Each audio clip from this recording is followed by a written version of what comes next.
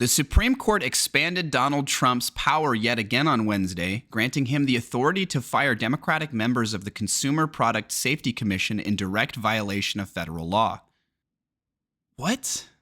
Granting him the authority to fire Democratic members of the Consumer Product Safety Commission in direct violation of federal law. Over the liberal justice's dissent, the conservative supermajority greenlit the first step of Trump's systemic destruction of the agency, a plan that collides with many other federal statutes. The court's action imperils the CPSC's ability to ban products that may maim or kill consumers, including children, giving corporations freer rein to flood the market with dangerous goods. And it hands the president even more leeway to restructure the federal government in ways that hurt regular people, reward the wealthy, and contradict Congress's direct commands. I need to read the granting him the authority to fire Democrats. I need to read more about this. That seems absolutely freaking insane. What's perhaps most galling about Wednesday's decision, aside from the fact that it makes us all less safe, is SCOTUS's reprimand of lower courts that try to stop Trump's abuses of power. The majority scolded these courts for failing to interpret the smoke signals it has sent up on the shadow docket and, instead, daring to enforce existing precedent that limits executive authority. It seems the Republican-appointed justices are determined to radically rewrite the law without admitting what they're doing or offering any explanation, while demanding that lower courts somehow read their minds and fall in line. These justices are increasingly embracing the Trump administration's scornful attitude towards any judge who stands in its way. Yet they do not appear to recognize that by undermining lower courts, they are putting their own independence at risk as well. Congress created the CPSC in 1972 to protect consumers from products that could injure or kill them. It established the commission as a bipartisan agency whose 5 members were shielded from removal by the president. Lawmakers insisted upon this independence to ensure that it could operate unfettered by political dictates, self-interested industry pressure, or blind consumer zeal. Over the past 53 years, it has fulfilled its duties, outlawing risky products and, when appropriate, penalizing the companies that sell them. A scan of recent recalls illustrates the breadth of the agency's work. In recent months, the CPSC has issued warnings about e-bike batteries that explode, above-ground pools that drown children, streamers that spew boiling water, loading ramps that break in use, baby gates that entrap and suffocate kids, and a bug zapper that shocks users. The list goes on, in part because the federal government imposes relatively few regulations before products go to market, relying instead on post-sale recalls to remove hazardous goods. Okay, yes, exactly the point. This article brings up an amazing point about this. This list goes on, in part because the federal government imposes relatively few regulations before products go to market, relying instead on post-sale recalls to remove hazardous goods. So if we don't have a robust product regulation system, in that our way of handling bad products and dangerous products in the market is to remove them via recall, and this is the agency that does these recalls, and he's wanting to stack it ideologically in his favor after the agency was this board was created specifically to shield it from such a partisan action is like, I don't understand how the Supreme Court justices could possibly make this sort of judgment in good faith, but like, they're just not acting in good faith anymore. They're just not. The conservative members of the Supreme Court, rather. Trump, however, does not like the CPSC because it has the power to investigate and punish companies that sell these goods. And many of these companies' owners donate to the Republican Party. So the Trump administration seeks to abolish the agency and transfer remnants of its mission to Robert F. Kennedy Jr. When the CPSC's 3 Democratic members objected to this unlawful interference with their mission, the president fired them. They then sued, arguing correctly that federal law barred their removal. The lower courts agreed and reinstated all 3 members. Trump's Justice Department then asked the Supreme Court to fire them again, which it did on Wednesday by a 6-3 vote. That decision came as no surprise. In May, the same Supreme Court majority allowed Trump to fire members of 2 other federal agencies who were protected against removal by law. Those terminations directly contradict a 90-year-old Supreme Court precedent, Humphrey's executor, that upheld removal protections at independent agencies. The majority, though, did not explain why it had ignored this precedent when it rubber-stamped Trump's illegal removals.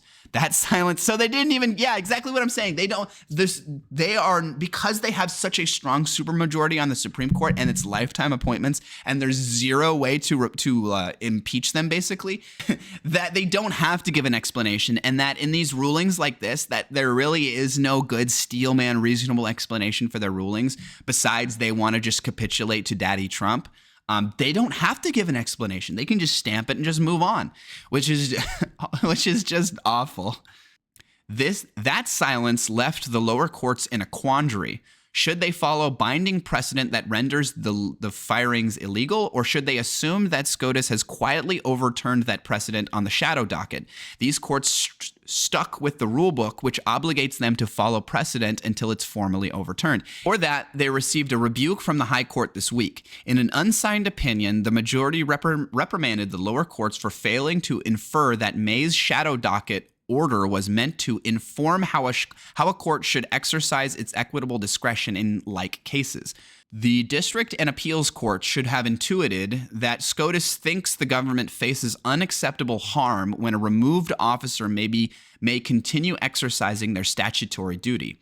Wait, that's such a weird sentence. The district and appeals courts should have intuited that SCOTUS thinks the government faces unacceptable harm when a removed officer may continue exercising their statutory duty. But they're not a removed officer, though. The rules prevent them from being a removed officer. I'm confused by that. They also should have realized that May's case does not differ from this one in any pertinent respect, even though this case involves an entirely different agency that wields distinct powers. In short, these judges should have deciphered the Supreme Court's hints to divine that Humphrey's executor is suddenly a dead letter after 90 years on the books. This declaration enshrines a new rule for the entire judiciary. No longer can lower courts apply the law as it stands today. They must try to anticipate where the law will stand tomorrow and align their rulings with that prophecy. Rather than enforcing precedent, these courts must scrutinize SCOTUS's shadow docket decisions for any hint of where the conservative supermajority will take the law next and try to get there first. This new command is fundamentally unworkable, and not just because judges have no special ability to predict the future. The deeper problem, as Justice Elena Kagan noted in her dissent on Wednesday, is that the court frequently does not explain its shadow decisions at all. More and more, the majority simply halts an injunction against the Trump administration without offering a word of explanation. For instance, Kagan pointed out the court allowed Trump to begin dismantling the Department of Education last week by purging more than 1,400 workers and shuttering key offices. Why? It didn't tell us, and the DOJ offered at least 4 different reasons for SCOTUS to permit the firings, ranging from standing claims to jurisdictional arguments to narrow attacks on the district court's remedial order. Which reason did the court embrace? We do not know. The same is true of the courts. That's such a problem, though, right?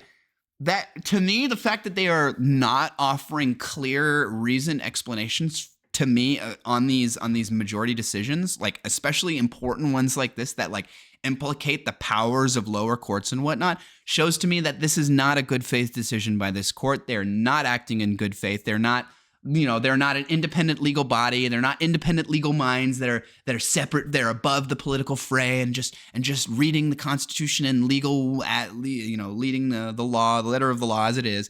That is just not what they're doing, though. They don't even need to write a majority. They just need to acknowledge which of the DOJ's arguments they are going with legally to allow them to do what they're asking to do. I just feel like if they were acting in good faith, there would be no question they would want to be very clear on their decision and write an opinion piece and very clearly lay out where the precedent sits, where their reasoning is and whatnot. But the fact that they aren't offering this explanation, to me, makes me, and I think reasonably so, lean towards the corruption angle. They're just going to do whatever Daddy Trump wants them to do, and they want to maintain certain legal precedents and loopholes so that they can cynically not apply the same precedents to the next Democratic president, so that they can act as an overtly political wing. The same is true of the court's June decision allowing the expulsion of immigrants to third countries without due process. The DOJ raised a slew of arguments to defend the program, including a challenge to the nationwide class of plaintiffs and a wholly distinct claim on the merits. Which swayed SCOTUS? Once again, it declines to tell us. Yet now the majority informs us that these unexplained orders are meant to inform how a court should exercise its equitable discretion in like cases. What that probably means in practice is that courts should just defer to Trump on the assumption that SCOTUS will award him a victory anyway. By browbeating judges into submission, the Supreme Court can lighten its workload, minimizing the need to issue further emergency orders on behalf of the president. In the words of Kagan's dissent, this approach will also facilitate the permanent transfer of authority, piece by piece, from one branch of government to another. So for now, it is all upside for the Republican-appointed justices who are clearly sick and tired of the judiciary boxing in Trump's agenda. But these justices have their own agenda too, and it will not always align with the president's. They seem to think they can throw lower courts under the bus for Trump without sacrificing their own authority to tell him no when the time comes. But this administration has already defied one in three judges ruling against it, and it is wishful thinking, verging on delusion, for these justices to believe that the Supreme Court alone can still command obedience from the man it seeks to crown as king. Yeah, this is the fact that they aren't providing clear precedent-based majority explanations for their rulings on very important rulings like this that implicate the powers of lower courts and whatnot, to me makes me lean towards the corruption angle so much harder than the good faith, they just disagree with my legal interpretation. It makes me lean towards they're just doing whatever Daddy Trump wants. They're completely ideological, completely politically captured, and that whenever the Democrat president comes in next, they're going to change their tune completely and suddenly embrace writing opinions, suddenly embrace all these precedents. Even if they directly contradict the leeway, the rulings that they gave the Trump administration. Just rank corruption, just clear partisan nonsense on the Supreme Court.